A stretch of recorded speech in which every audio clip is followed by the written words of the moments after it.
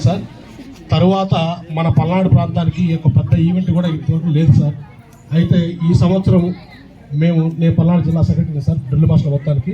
తర్వాత ఇంతవరకే మేము గవర్నమెంట్ నుంచి ఆర్డర్ తెచ్చుకున్నాము సార్. ఈ రాష్ట్ర స్థాయి పోటీలు నవంబర్ 1st వీక్లో కానీ వాళ్ళు డేట్స్ ఇస్తారు సార్. జిల్లా స్థాయి ఉమ్మడి గుంటూరు జిల్లాలో ఉన్న అన్ని పాఠశాలల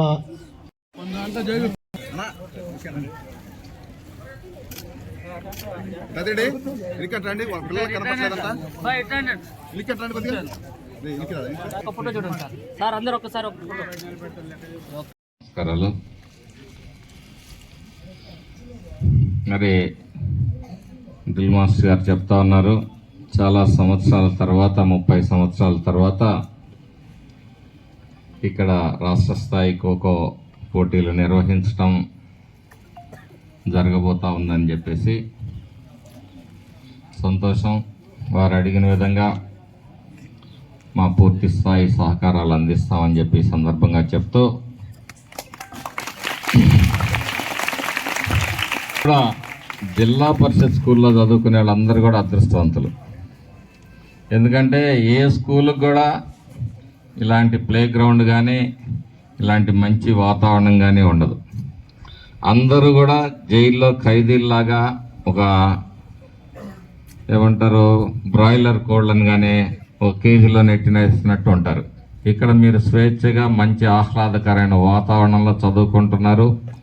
ప్రభుత్వ పాఠశాలలు అంటే చిన్న చూపు మరి సమాజంలో ఉన్నప్పటికీ కూడా వాస్తవం ఏంటంటే ప్రభుత్వ పాఠశాలలో పనిచేసే ఉపాధ్యాయులు అందరూ కూడా మరి డిఎస్సి ద్వారా సెలెక్ట్ చేయబడ్డ ఉపాధ్యాయులు, మంచి టాలెంటెడ్ ఉపాధ్యాయులే ప్రభుత్వ పాఠశాలలో ఉంటారని చెప్పి సందర్భంగా మీకు తెలియజేస్తాను.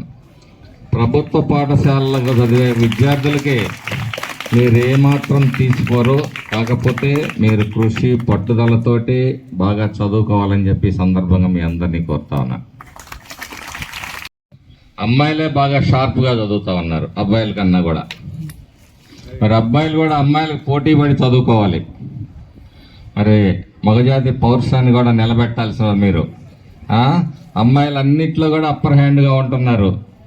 మీరు మిగతా అవగేషన్స్కి దూరంగా ఉండి ఆడపిల్లలతో పోటీ పడి చదువుకోవాలని చెప్పి, ఒకప్పుడు మగపిల్లలతో పోటీగా ఆడపిల్లలు చదివేవాళ్ళు, ఈరోజు ఆడపిల్లలతో పోటీగా మగపిల్లలు చదవాల్సిన పరిస్థితులు ఏర్పడ్డాయి.